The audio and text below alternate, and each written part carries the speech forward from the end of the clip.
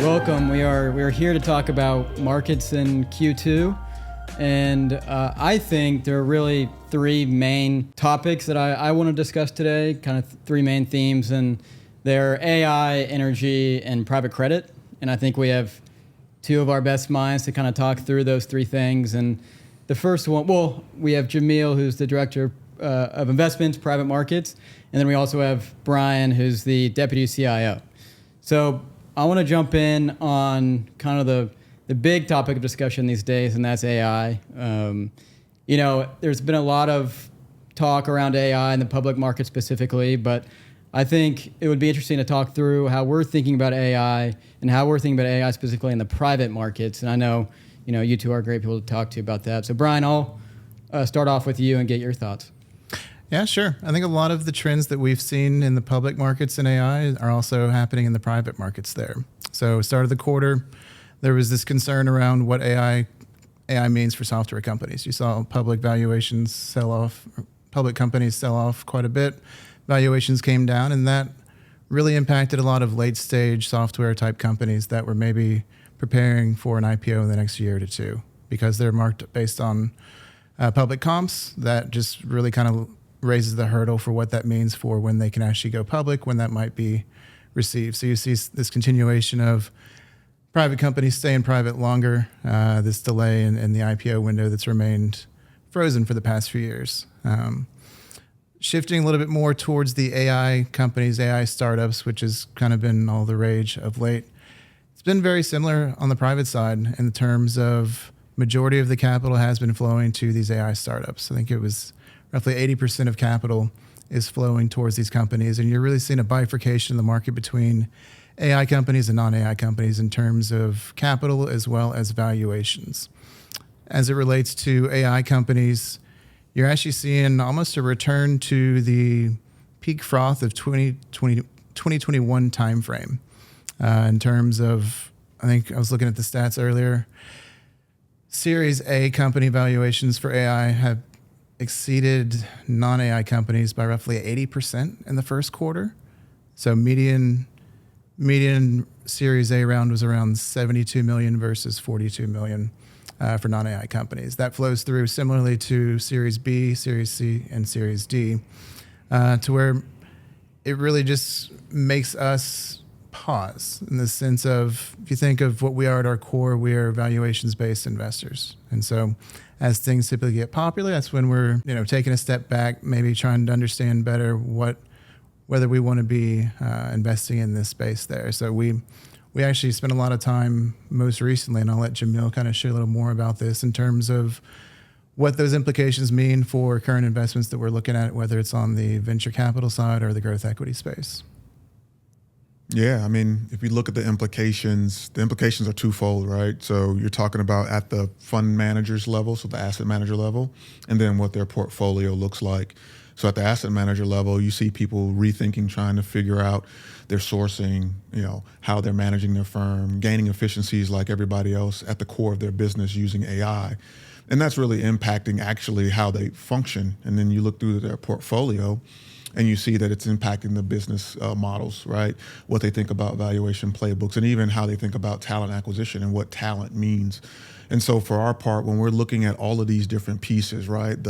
The hype and the excitement around AI, what it's doing to the managers that we partner with and what it's doing to their prospective investments, you have to find, partnerships where they're sober in their thinking in terms of wanting to take advantage of AI, but also not being caught up in the hype.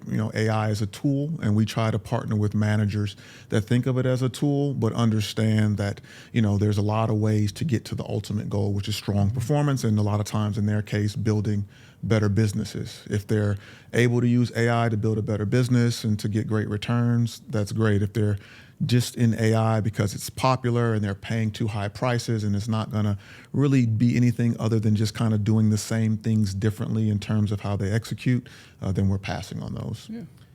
Maybe it's worthwhile just quickly touching on kind of why the valuations matter, in the sense of we tend to invest in earlier stage companies to where you could easily, casual fan could say, what does it matter whether you're paying a $20 million entry valuation or $50 million? that's fair and well, but a lot of times we like to have multiple exit options in the companies we invest in. And if you think of the way the venture model works, you're looking for one or two winners out of a portfolio. And so that return, that multiple of capital on that winner, that unicorn, needs to basically return the entire fund and then some to make up for the majority of losses you're going to see in the portfolio there. And so the higher entry valuation you pay limits or basically raises the bar in terms of what type of valuation you need to exit at to make your venture returns. So it just makes either strategic exits, sales, at a 200, 300, 400 million type valuation, takes that off the table, says you really have to go all the way through to an IPO. So it extends your duration, extends the multiples you have to achieve and kind of the growth rates you have to earn. And so it just makes earning what's historically thought of as a venture capital type return even tougher. I think more recently, one of the things we've been talking about on the AI piece has been who has capital, whether it's on the public or the private side, what that means for venture type returns. So case in point, one of our AI venture capital managers was a 2025 investment for us. We first invested with them back in 2022. So well before the AI hype became mainstream there. They had in their prior vintage have had 4 of their companies acquired by whether that be Google or other hyperscalers there for very early type exits there. That's well and great. We're getting capital back. But the question becomes, if you're really only having 1 or 2 winners in your venture portfolio, and those companies, because there's a large amount of cash, whether that is from these hyperscalers that are raising these massive rounds, whether that's from the semiconductor companies that are just generating all this free cash flow, and if they become acquirers there. And a lot of this is trying to acquire talent or IP versus a company. And there's an appeal to these founders of joining the hyperscalers and kind of collaborating with them there. But what does this mean if you're maybe seeing what could have been in a prior vintage, a decade previously, your fund winner selling out early at a 3 or 4x? Could that mean that just venture returns overall come down as a result of this early exit piece? Yeah, I think it disincentivizes things, right? So you could have a really strong company, make a really, good thesis around what a company is trying to do. But if you need it to be a 10x, right, then it's pushing you in a certain way where previously a 3.5, 4x is a great exit, right? But if buyout, not just venture, but if buyout is paying these really high entry multiples and then having to act like venture as they manage their portfolio, that's not good for investors. Right. Yeah, I think to take it one step further, we just talked a lot about, private equity and public equity a little bit, and it's increasingly becoming a credit story as well. And I think that is an interesting dynamic. You have hyperscalers kind of, they're issuing a lot of debt, but you're also finding it going to the private credit space. And so, Jamil, I know you've thought a lot about this particular thing. Do you have a feel for how you're thinking through kind of this story as it pertains to private credit? It's been in the headlines a lot. There's a lot going on, and I know you've spent a lot of time on it. Yeah, that's a great question. If you think about private credit, I know a lot of people separate it from private equity, but I actually think it's part of the ecosystem because you have to look at, what the financing is in lieu of, right? So credit financing is usually in lieu of raising equity. And so if you look at the world of private credit now, the things that we're a little shy on are areas where you really can't get a good valuation, right? And so that's either on the hard asset side or even the equity side. If that valuation or price discovery is really challenged, or you're in an area where there's been unreasonable valuations, lending becomes hard. Right? Loan to value, well, if you don't know what the value is, how do you know what the loan to value? Leverage calculation, if you don't know the base price of a thing, you don't know how much leverage that you're putting on it. Sure, there are types of credit that you can do, but they're usually situational, right? Distressed or non-performing credit, but the broader, more mainstream part of credit is actually tied to how the equity markets are able to kind of perform their price discovery function. So as we've looked across the credit market, we really like things where we understood the risk. We could understand the cyclicality. It's been a story out there that private credit isn't cyclical. We don't believe that. We believe, one, that it is cyclical. And so when you're underwriting, you need to understand what that cyclicality risk is. And then we believe is broad and diverse. So we don't feel like we're ushered into one area. And so where we see AI impacting things, impacting valuations, we've been a little shy. So we've missed a lot of the software lending, but not because we, had a crystal ball. We just felt valuations are running away. There's other parts of the credit market where we think we can get more risk-adjusted return. And then until, the world, the markets understand how to price what's happening because of AI, then it's not an area that we need to, force ourselves into. Right. Yeah, on a similar note, there's been a lot of conversation in our space specifically about, from 2022, the past few years, there's a lot of money flowing into a lot of the private credit funds. And we've talked through just kind of the implications of that and, the different structures of these funds. And do you have concerns going forward? Is your outlook dampened by the amount of money that came in, or what's kind of your overall outlook for the space, if that makes sense? Yeah, the broader outlook is positive, but I think there will be some challenges, right? Mm-hmm. In prior vintages or times when people have been putting credit to work where the valuations have been unreasonable, right. They're going to still have some challenges in the marks ahead. I think there are some spaces where, supply of credit is matching demand. And just like you see in public markets with spreads, high yield, it's low, levered loans is low, you're going to see that competed away. So like Brian mentioned, we're looking at spaces where supply and demand is favorable, right? So there's more demand than supply of credit. And the interesting part is it went from, hey, go to direct lending to now go to hard assets. But I'd say you actually want to go to reasonable, attractive hard assets. Any old hard asset won't do. Again, some of these hard assets, they really don't have a price on the market. So what are you lending against? Are you trying to take over the asset? And so it's like attractive hard assets. And then the second area that I think has really been interesting has been credits in areas where the base business model is servicing hard assets. Mm-hmm. And so you see that in things like shipping or trade finance, but the reason that those businesses exist is actually because of the commerce happening in the hard assets that they're moving around. And so that gives them a place to exist. So it's a bit of a derivative of the hard asset story, but it has been lucrative for us and pretty interesting. Right. Yeah, that, there's a lot of moving parts with private credit, which is super interesting, and the AI story, obviously. But wanted to shift the focus a little bit now to the energy markets. Obviously, another fast-changing type of market right now. And I just wanted to give Brian, I know you've spent a good amount of time thinking about energy markets in both the private and public space, which I think is pretty interesting. Do you have any thoughts on the current, how we invest in energy markets, the current kind of what's going on in the space and that sort of thing? Yeah, happy to touch on that. So I would start maybe on the public side. So we've been investors on the public side in midstream energy for over a decade now, I think dating back almost 15 years.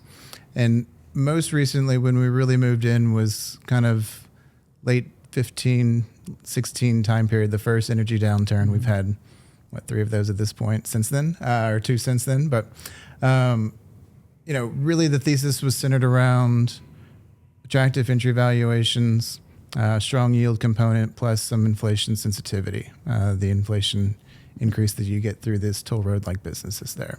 And so that was really attractive. Also a sector that had gone through this massive debt financing, spending, capex spree that really, because of the downturn, the cyclicality in it, had hopefully learned its lesson. Basically was looking to pay down their debt, increase their dividends, really be prudent with their use of cash.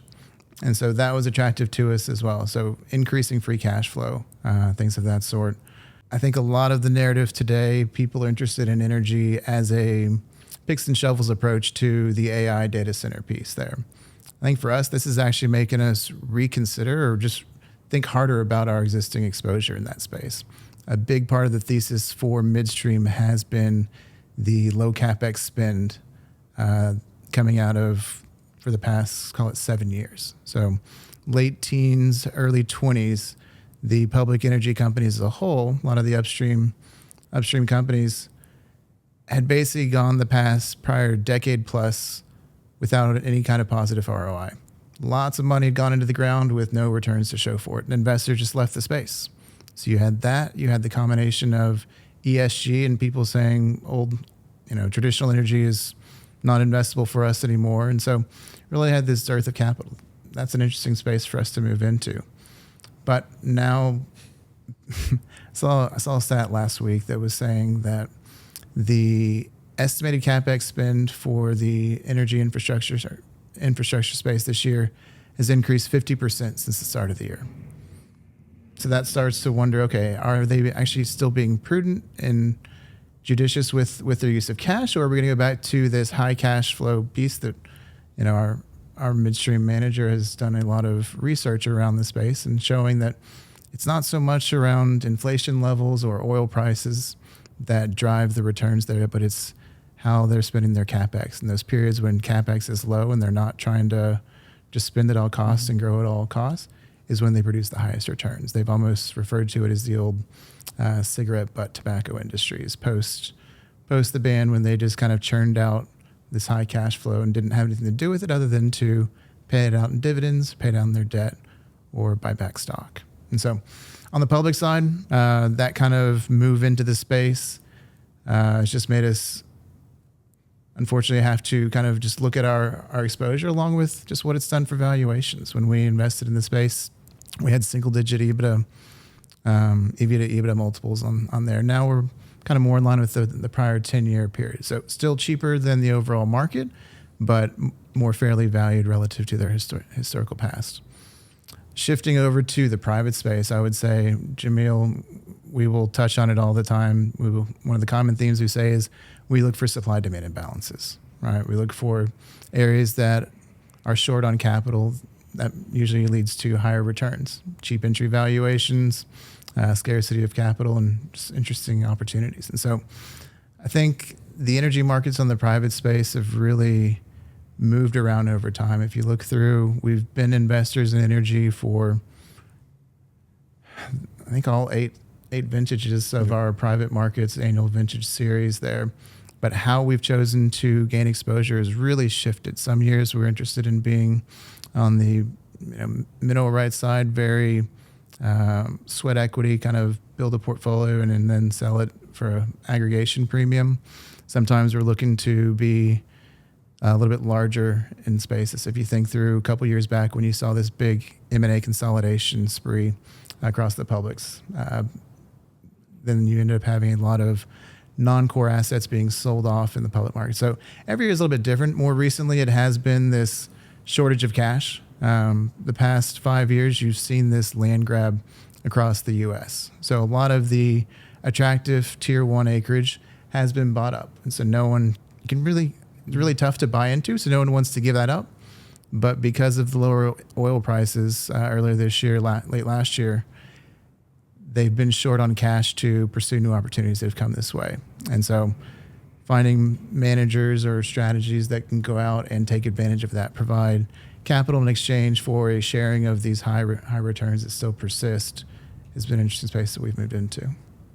Yeah, as an investor, I think it's been one of the main spaces where you're wanting to be small and nimble on the private markets. Like there's big oil companies and they're doing lots of big business, but the opportunity set has changed so much, almost year to year, every 18 months, that as an investor in private markets, you actually have to be with a smaller manager or find smaller managers that are like rifle shotting these investment opportunities. And then if you look across our 8 vintages, you'll look and see that like we're definitely willing to play in energy, but it's all over the place. Like one year, it may seem like the best opportunity is a yield play, and the next is a consolidation play because, the big, oil folks are jettisoning small pieces and we need a manager that's going to consolidate those. None of those type of opportunities can happen if you're trying to raise a $5-10 billion fund. The opportunities don't support that. But at the size that we like to invest in, and then kind of our portfolio construction, philosophy, it works perfect for us. Yeah, no, that makes sense. Energy obviously tends to be a bit more cyclical, so it's nice to have some nimbleness, going there. I guess we answered the 3 key themes. Is there anything that you all are kind of focusing on right now? We're always looking for, I think the 2 or 3 key themes are supply demand imbalances, non-economic sellers, so people having to sell not because they want to, but because they're forced to. So I'd say that's on the private side. Then on the public side, just really these asymmetric return opportunities, things that maybe because of current environment where that's spreads being extremely tight and where they could move going forward with any kind of distress, or things of that sort that we find interesting. Yeah, I mean, for me, it's very similar. I've been spending a lot of time thinking about the connection between public markets and private markets and the impact.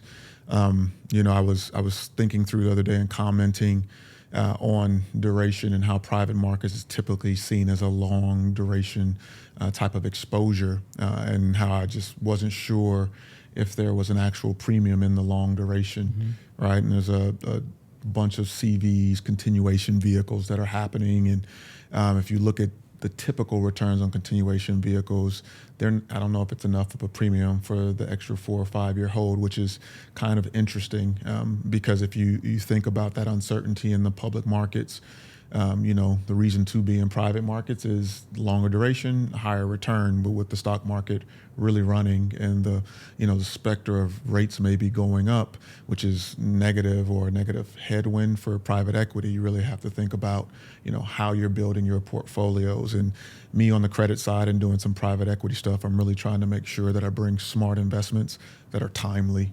to the market, so that our clients, whatever vintage that they're in, they're getting something that is appropriate for kind of the regime that we're investing in. Right. Thank you, Jamil and Brian. I really appreciate you guys taking the time and talking to me today. With that, I think that'll conclude it.